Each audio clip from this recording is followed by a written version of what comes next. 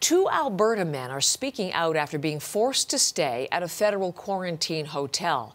They were escorted to the site immediately after returning to Canada last month, and they say they were not given adequate information, food, or medical attention during their stay. Brian Labby has the story from Calgary today.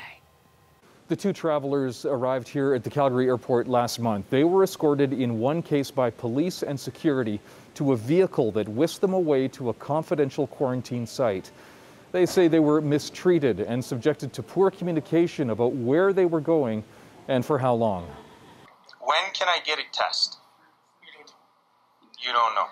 This is video that Calgary business owner Mitch Beaulieu took when he arrived at the isolation hotel. He says the two employees couldn't tell him why he was there. His negative COVID test result, the one he used to board his flight back home, was rejected, along with his plan to isolate at home. How is this a thing that we can be in Canada and just detained without being told what is happening? We don't have, it's like this is against our rights. Like we should at least be, somebody clearly communicate what is happening to us. Like it was a pretty terrifying event. Angelo Venegas was another traveler sent to the quarantine hotel.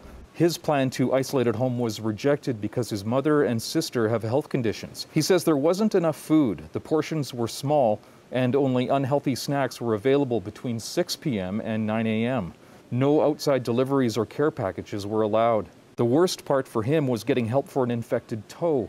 Venegas said he had to threaten to call an ambulance before his complaint was taken seriously. I said to them, listen, or you guys take me to the hospital or I will have to call 911 because I am in so much pain. I think that they should get their facts together, like their act together. Like if I get stuck here, I should be able to get access to medical treatment right away, not me begging for it. Venegas says he was taken to the hospital the next day, treated and returned to finish his quarantine. The Public Health Agency of Canada says it cannot comment on these cases to protect the privacy and security of the travelers.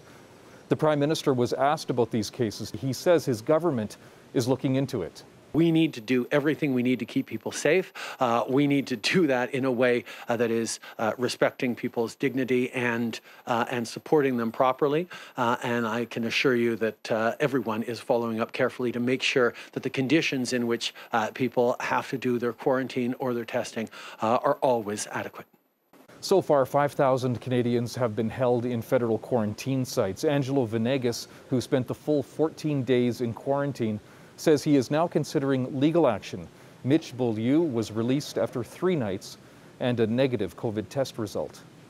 Brian Labby, CBC News, Calgary.